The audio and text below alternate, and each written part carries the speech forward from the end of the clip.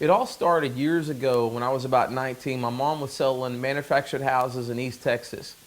And she was there helping people get into homes that nobody else could. And the reason because is she was helping people restore their credit. At that time, I didn't know the importance of credit.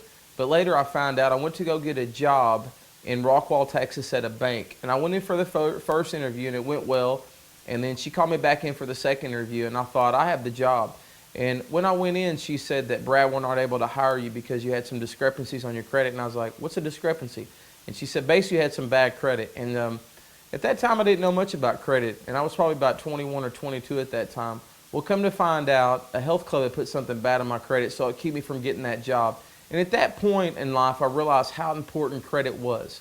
And then different places I went to work at, I had friends talk about their bad credit. And I started having my mother help me with my credit. And I got my credit restored, and different friends at places I worked at, I helped them restore their credit.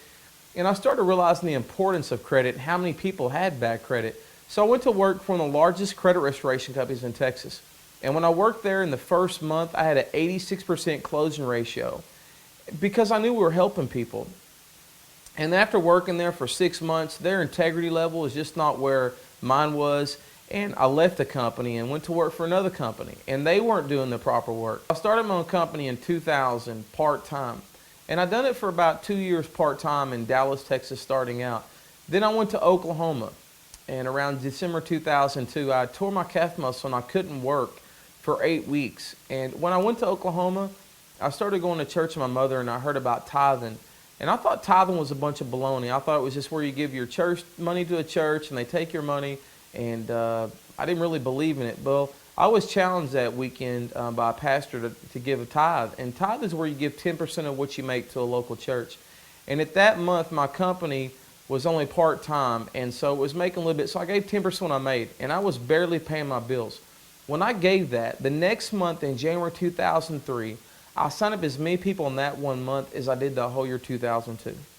And then I kept on tithing. And within a year, the business just exploded. And that was working in a spare bedroom in my grandmother's house. That's where it all began. And then we opened an office in Clara, Oklahoma.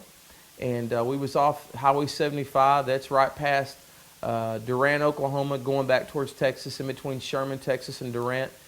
And then in 2006, we opened a location in Canton, Texas. And that's where our corporate office is at, our headquarters.